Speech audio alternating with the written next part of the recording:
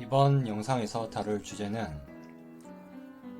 에드워드 위튼의 일반 상대론에서 인과율에 대한 강의록을 살펴볼 겁니다. 화면에 보이시는 것은 그 강의록의 첫 번째 페이지입니다. 제목이랑 저자 이름이랑 초록이 나와있죠. 먼저 저자를 소개하면 이분은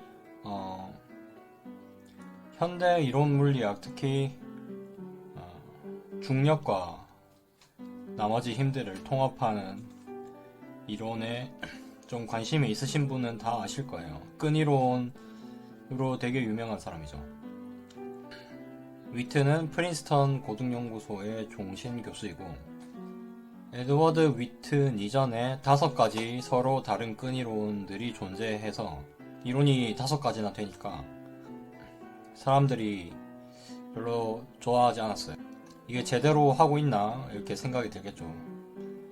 그래서 정체에 빠져 있었는데 위튼이 그 5가지 끈이론들은 M 이론이라는 더 큰 이론에 서로 다른 극한들이라는 그런 제안을 했습니다. 그래서 2차 끈이론 혁명을 주도하였습니다. 현재 살아있는 물리학자들 중에 가장 유명한 사람에 속하죠. 그리고 재밌는 사실은 이분은 수리 물리학 또는 이론 물리학자, 그러니까 물리학자에 가까운 사람이죠. 그런데 노벨 물리학상을 못 받았습니다. 하지만 필즈상을 받았어요. 그리고 로저 펜로즈는 수학자이자 수리 물리학자, 수학자에 가까운 사람이죠. 그런데 이분은 필즈상을 못 받았는데 노벨 물리학상을 받았어요. 2020년도에. 되게 둘 다 굉장히 이례적인 경우입니다. 그리고 위튼이 앞으로 노벨 물리학상을 받을 수 있냐 하면은 불가능합니다. 왜냐하면 위튼의 업적이 실험으로 증명될 가능성은 위튼이 살아있는 동안에는 없습니다. 거의 없어요. 그 다음에 펜로즈가 필즈상을 받을 가능성이 있냐? 40살이 넘었기 때문에 못 받습니다. 근데 아벨상은 받을 수 있을지도 몰라요. 아벨상은 나이 제한이 없거든요. 프린스턴 고등연구소가 어떤 기관인지 보면은 연구 주제는 수학, 자연과학, 사회과학, 역사, 이론생물학 이렇게 되어 있습니다. 디파트먼트가 이렇게 나눠져 있어요. 그리고 수학자나 물리학자들이 얻을 수 있는 그런 직장 중에서 가장 영예로운 자리에 들어간다 보시면 되고, 전 세계에 고등 연구소들이 있어요. 한국에도 있어요. 그런데 그거는 다 이 기관을 본따서 만들었습니다. 그리고 이 기관이 설립될 당시에 사람들을 보면은 수학부의 쿠르트 gö델 엄청 유명하죠. 불안정성 정리. 다음에 존 폰 노이만도 다 아실 겁니다. 근데 존 폰 노이만이 지판론 박사인 건 모르실 거예요. 박사 논문이 지판론입니다. 다음에 헤르만 바일. 헤르만 바일은 수리 물리에서 엄청나게 유명한 사람이에요. 특히 게이지 이론의 어떤 선구자라고 할 수 있습니다. 다음 제임스 알렉산더 2세. 이 사람도 엄청 유명하진 않지만 대수 이상에서는 모르는 사람이 없죠. 또 매듭 이론에서도 모르는 사람이 없습니다. 알렉산더 다항식이라는 거를 만들어서 매듭 이론의 대수적인 방식을 도입한 사람입니다. 다음에 자연과학부의 알베르트 아인슈타인, 유명하죠. 상대성 이론, 광전 효과 등등. 그 다음에 오펜하이머. 오펜하이머의 업적은 제가 아는 거는 이분이 중성자별을 연구를 했어요. 중성자별을 연구하려면 일반 상대론이랑 입자 물리학에 대한 지식이 필요하죠. 다음에 가장 유명한 거는 오펜하이머가 맨하튼 프로젝트를 다 총괄 지휘했어요. 그 학자들 다 불러 모아가지고 역할 부여 다 해주고 뭐 이렇게 진두 지휘를 했던 사람입니다. 그래서 오펜하이머가 없었으면은 또 미국이 핵무기를 그렇게나 빨리 개발은 못했을 거예요. 2년인가 3년 만에 개발했거든요. 굉장히 탁월한 그 인적 자원 활용 능력을 가지고 있다. 그렇게 평가가 되고. 그 다음에 인터스텔라, 뭐 인셉션 이런, 그 다음에 최근에 테넷 그런 영화 감독 있죠. 그 크리스토퍼 놀란 감독이 로버트 오펜하이머를 주인공으로 하는 영화를 제작 중입니다. 그리고 이 강의록의 어떤 성격을 한번 봅시다. 이 강의록의 abstract를 보면은 2018년 프린스턴 고등연구소 여름학교랑 뉴질랜드 수학연구소 여름학교 2020년 그때 위튼이 강의한 내용이에요. 그리고 분량은 100쪽 정도 됩니다. 그리고 여름학교 제목이 Prospects in Theoretical Physics인데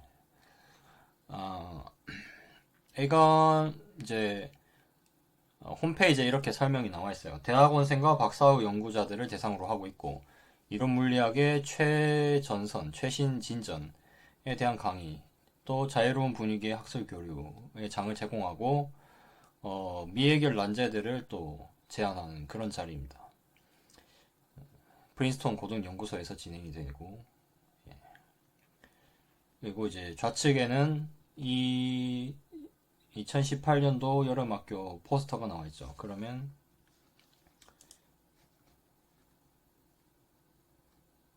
여기 밑에 보시면 위튼 나와 있죠.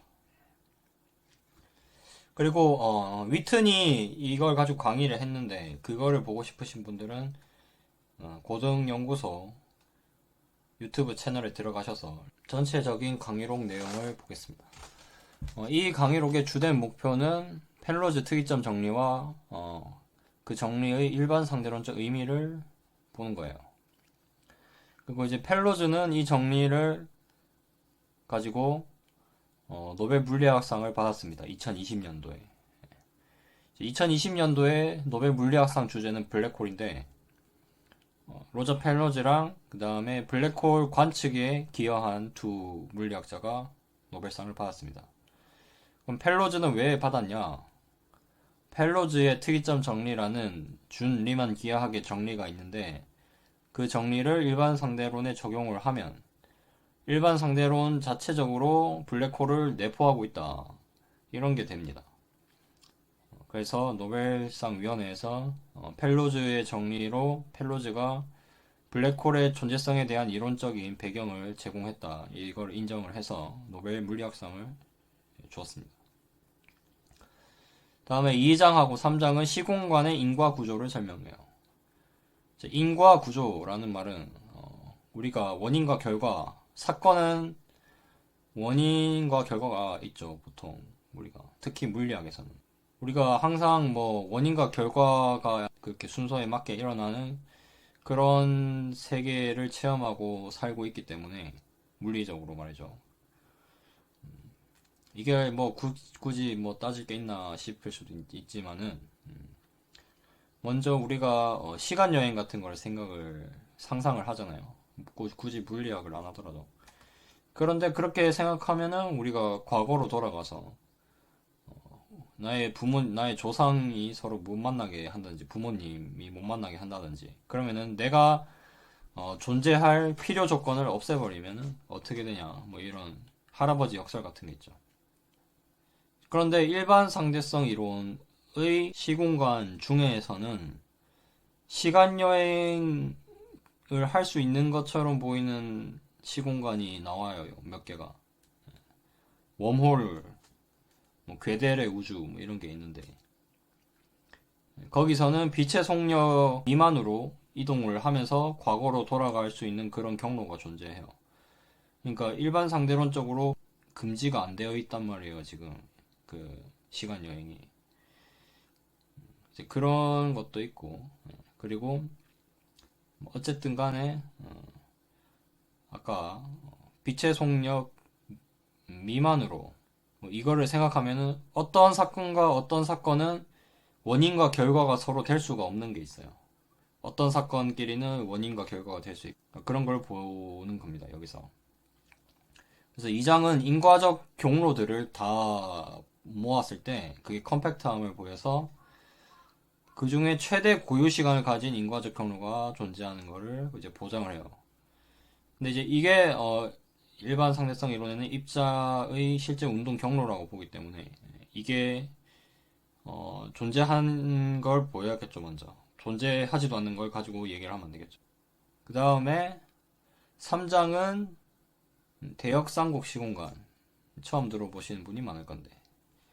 이게 바로 아까 말한 인과적 역설 같은 거를 피하기 위해서는 그냥 뭐 중력 방정식, 뭐 일반 상대론의 기본 가정 이것만 가지고는 인과적 역설을 피할 수가 없어요. 그게 인과적 역설을 지닐 수 있는 시공간이 도출이 되기 때문에. 그럼 그거를 인과적 역설을 피하려면은 어떤 조건이 추가적으로 필요한가? 그거를 이제 다루는 겁니다. 4장은 질량이 0보다 큰 입자들의 운동 경로인 시간골 측지선. 그러니까 시간골이라는 말은 한마디로 빛의 속력보다 느리게 이동한다는 거예요. 질량이 0보다 큰 입자들은 빛의 속력에 도달을 못한다고 알고 계시죠. 그래서 대부분의 입자는 시간골 측지선을 따라 움직입니다. 다음에 중력 특이점에 대한 가장 쉬운 결과인 호킹의 빅뱅 특이점에 대해서 다룹니다. 5장은 빛골 측지선이 가진 특이한 성질들을 다루고 펠로즈 특이점 정리를 이제 본격적으로 하는데 이제 위튼이 이렇게 적어놨어요. 모든 중력 특이점 이론의 근원이자 가장 중요한 현대적인 정리인 로저 펠로즈 정리 이렇게 적어놨습니다. 맞는 말이긴 해요.